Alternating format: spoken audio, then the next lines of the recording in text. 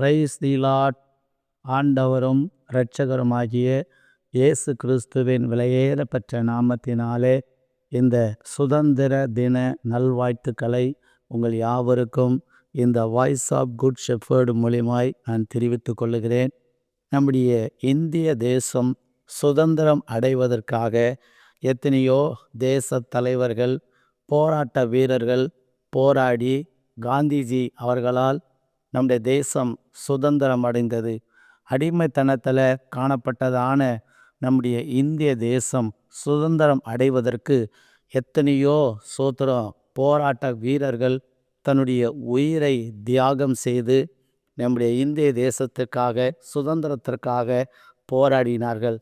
போராடினது நிமித்தம் நம்முடைய தேசம் சுதந்திரம் அடைந்து அதே நிமித்தம் நம்முடைய தேசம் ஒரு சமாதானமாய் ஜாதி இன வேறுபாடின்றி ஒற்றுமையாக இம்மட்டும் இருக்கும்படி ஆண்டவராகிய தேவன் கிருபை பாராட்டினார். பிரியமானவர்களே, இந்த இந்தியா தேசம் சுதந்திரம் அடைவதற்கு அப்படிப்பட்ட நிறைய போராட்ட வீரர்கள் தியாகம் பண்ணினது போல இந்த உலகம் முழுக்கம், இந்த உலகத்தில் இருக்கிற அத்தனை கோடி மக்களும் சுதந்திரம் அடைய வேண்டும் என்பதற்காக ஒரு தியாக பலியாக தன்னைத்தானே சிலுவைக்கு ஒப்பு கொடுத்த ஒரு பரிசுத்தமான தெய்வம் ஆண்டவராகிய இயேசு கிறிஸ்து. ஹல்லேலூயா, ஹல்லேலூயா. பிரியமானவர்களே, இந்த உலகத்தில் இருக்கிற அத்தனை மக்களும் சுதந்திரமாக இருக்க வேண்டும் என்பதற்காக நித்திய சுதந்திரம், அதாவது நித்திய காலமாக சுதந்திரம் அடைந்து அவர்கள் வாழ வேண்டும் என்பதற்காக ஆண்டவராகிய இயேசு கிறிஸ்து தன்னையே ஜீவ பலியாக இந்த பூமிக்கு வந்து ஒப்பு கொடுத்தார். அவருடைய தியாகங்கள் இந்த இந்திய தேசத்தில் பண்ண தியாகிகளுடைய தியாகத்தை காட்டிலும் பெரிய தியாகமாக அந்த தியாகம் காணப்படுகிறது. இந்த பூமியில் இந்தியா சுதந்திரமாக இருக்க வேண்டும் என்பதற்காக போராட்ட வீரர்கள் தியாகம் பண்ணினார்கள். ஆனால் நித்திய காலமாக பரலோகத்தில் யுக காலமாக பிதாவாகிய தேவனோடும் ஆண்டவராகிய இயேசு கிறிஸ்துவோடும் ஆயிரமான தேவ தூதர்களோடு கூட நித்திய காலமாக சேனைகளின் கர்த்தர் பரிசுத்தர் பரிசுத்தர் பரிசுத்தர் என்று ஓயாமல் துதித்து கொண்டிருக்கிற ஒரு நித்திய சுதந்திரம் பெறுவதற்கு ஆண்டவராகிய இயேசு கிறிஸ்து மிகப்பெரிய ஒரு பலியை செலுத்தினார். அதுதான் சிலுவை தியாக பலி.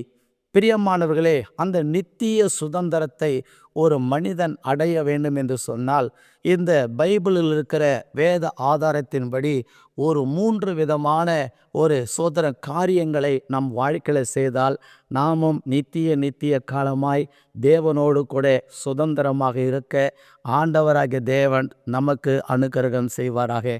வேதத்திலே ஆதியாகம புஸ்தகம் இந்த 17வது அதிகாரத்தில் 8வது வசனத்தை நீங்கள் வாசிக்கின்ற பொழுது, நீ பரதேசியாய் தங்கி வருகிற கானான் தேசம் முழுவதையும் உனக்கு பின்வரும் உன் சந்ததிக்கும் நித்திய சுதந்திரமாக கொடுத்து நான் அவர்களுக்கு தேவனாயிருப்பேன் என்றார். ஹல்லேலூயா.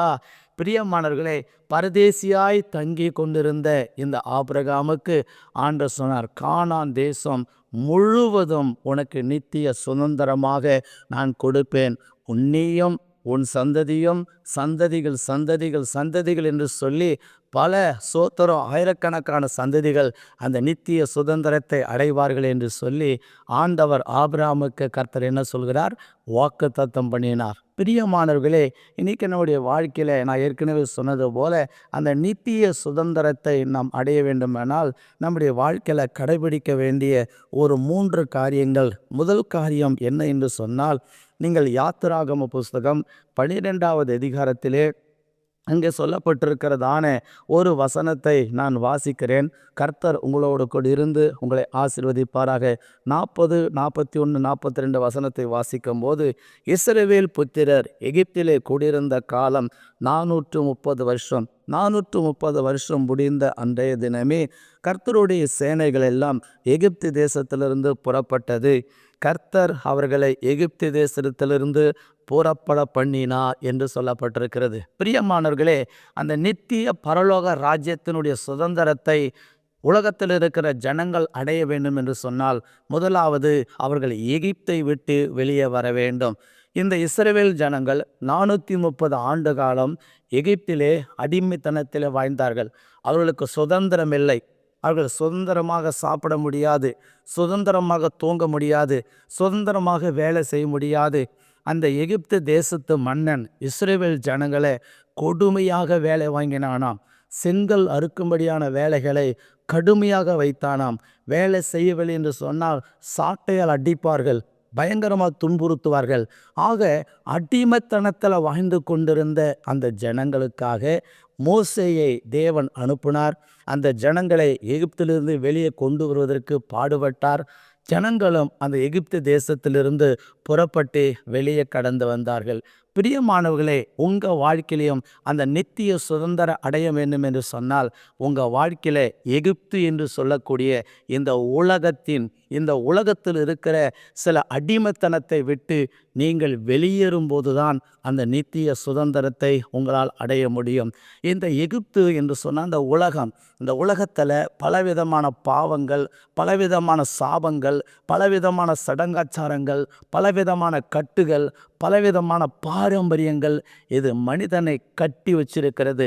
சுதந்திரமாக வாழ முடியாதபடிக்கு, சுதந்திரமாக ஜீவிக்க முடியாதபடிக்கு இப்படிப்பட்ட பாரம்பரியங்கள் மனிதனை அலைகழித்து கொண்டிருக்கிறது. பாவங்கள், அசுத்தங்கள், விபசாரங்கள், பாரம்பரியங்கள், விக்கிரக ஆராதனை காரியங்கள் இதெல்லாம் அடிமைப்படுத்தி வைத்திருக்கிறது. இந்த அடிமைத்தனத்தை விட்டு ஒரு மனிதன் வெளியே வருவான் என்று சொன்னால் நிச்சயமாகவே அவங்கள் நித்திய சுதந்திரத்தை அவர்களால் அடைய முடியும். இரண்டாவதாக அவர் நித்திய சுதந்திரத்தை அடைய வேண்டும் என்று சொன்னால், சங்கீத புஸ்தகம் 22வது சங்கீதத்திலே 4-5 வசனத்தை வாசிக்கின்ற பொழுது அந்த சங்கீத புஸ்தகத்திலே சொல்லப்பட்டிருக்கிற காரியம் என்னவென்று சொன்னால், 22ஆம் சங்கீதத்தில் 4-5 வசனத்தை வாசிக்கின்ற பொழுது, எங்கள் பிதாக்கள் உம்மிடத்தில் நம்பிக்கை வைத்தார்கள், நம்பின அவர்களை நீர் விடுவித்தீர், உம்மை நோக்கி கூப்பிட்டு தப்பினார்கள், உம்மை நம்பி வெட்கப்பட்டு போகாதிருந்தார்கள் என்று சொல்லப்பட்டிருக்கிறது. பிரியமானவர்களே, இரண்டாவது அந்த நித்திய சுதந்திரத்தை அடைய வேண்டும் என்று சொன்னால் இஸ்ரவேலின் தேவனை நம்முடைய வாழ்க்கையில் நம்ப வேண்டும். அது யார் இஸ்ரவேலின் தேவன்? அவர்தான் வானத்தையும் பூமியை உண்டாக்கினவர். அவர்தான் இந்த உலகத்தில் இருக்கிற எல்லாவற்றிற்கும் அதிகாரியானவர். அந்த இஸ்ரவேலின் தேவனை நம்முடைய வாழ்க்கையில் நம்பும்போது, அவர் மேலே நம்பிக்கை வைக்கும் போது, அதுதான் எரேமியா புஸ்தகம் சொல்லப்பட்டிருக்கிறது, கர்த்தர் மேல் நம்பிக்கை வைத்து கர்த்தரை தன் நம்பிக்கையாக கொண்டிருக்கிற மனுஷன் பாக்கியவான் என்று சொல்லப்பட்டிருக்கிறது. பிரியமானவர்களே, முற்பிதாக்களாகிய ஆபிரகாம், ஈசாக்கு, யாக்கோபு போன்ற முற்பிதாக்கள் இஸ்ரவேலின் தேவன் மேலே என்ன வைத்தார்கள்? நம்பிக்கை வைத்தார்கள். நம்பின அவர்களை கர்த்தர் விடுவித்தாராம். அவர்களை நோக்கி கூப்பிட்டு தப்பினார்களாம். பிரியமானவர்களே, நித்திய சுதந்திரத்தை இரண்டாவது நீங்கள் அடைய வேண்டும் என்று சொன்னால் இஸ்ரவேலின் தேவனை நீங்கள் நம்ப வேண்டும், விசுவாசிக்க வேண்டும். உங்களுக்காக ரத்தம் சிந்தின, உலக மனிதர்களுக்காக பாடுபட்ட, உலக மனிதர்களுக்காக தன் உயிரிய தியாக பலியாக ஒப்பு கொடுத்த அந்த இஸ்ரவேலின் தேவனாகிய இயேசு கிறிஸ்துவை நம்ப வேண்டும். நம்பும்போது உங்கள் வாழ்க்கையில் நீங்கள் நித்திய சுதந்திரத்தை அடையலாம். அல்லேலூயா, அல்லேலூயா. கர்த்தர் உங்களை ஆசீர்வதிப்பாராக. மூன்றாவதாக உங்கள் வாழ்க்கையில் யாத்திராகம புஸ்தகத்திலே 16வது அதிகாரத்திலே முதல் வசனம் சொல்கிறது, இஸ்ரவேல் புத்திரராகிய சபையார் எல்லாரும் ஏலிமை விட்டு பிரயாணம் பண்ணி எகிப்து தேசத்திலிருந்து புறப்பட்ட 2ஆம் மாதம் 15ஆம் தேதியிலே ஏலிமுக்கும் சீனாய்க்கும் நடுவே இருக்கிற சீன் வனாந்தரத்திற்கு சேர்ந்தார்கள் என்று சொல்லப்பட்டிருக்கிறது. தொடர்ந்து 17ஆம் அதிகாரத்தில் நீங்கள் வாசிக்கின்ற பொழுது அங்கே சொல்லப்பட்டிருக்கிறது, இஸ்ரவேல் புத்திராக சபையார் எல்லாரும் கர்த்தருடைய கட்டளையின்படி சீன் வனாந்தரத்திலிருந்து புறப்பட்ட பிரயாணம் பண்ணி டெவிதீமிலே வந்து பாளையம் இறங்கினார்கள். அங்கே ஜனங்களுக்கு குடிக்க தண்ணீர் இல்லாதிருந்தது. அப்போ தண்ணீர் இல்லாதிருந்த போது அவளுக்குள்ள வாழ்க்கையில் என்ன வந்தது? ஒரு முறுமுறுப்பின் ஆவி இறங்கினது. முறுமுறுப்பின் ஆவி இறங்கி ஆண்டவரை முறுமுறுத்தார்கள். அது மாத்திரமல்ல, இந்த வனாந்தரத்தில் எங்களுக்கு இந்த அப்பந்தானா, இந்த மன்னாதானா, எங்களுக்கு நல்ல சோத்திர இறைச்சி இல்லையா என்று சொல்லி அந்த ஜனங்கள் தேவனை முறுமுறுத்தார்கள். தேவனை நோக்கி முறுமுறுத்தார்கள். எங்களுக்கு இது கிடைக்கலையே, அது கிடைக்கலையே என்று சொல்லி ஆண்டவர் கொடுத்ததை அவர்கள் சாப்பிடாமல் எங்களுக்கு இது வேணும் அது வேணும் என்று சொல்லி முறுமுறுத்தார்கள். மூன்றாவது, உங்கள் வாழ்க்கையில் அந்த நித்திய சுதந்திரத்தை அடைய வேண்டும் என்று சொன்னால் முறுமுறுப்பில்லாத ஒரு வாழ்க்கை நீங்கள் வாழ வேண்டும். குறைவுகள் வரும், நெறிவுகள் வரும், ஏற்றம் இறக்கம் இருக்கும், உயர்வு தாழ்வு வரும்.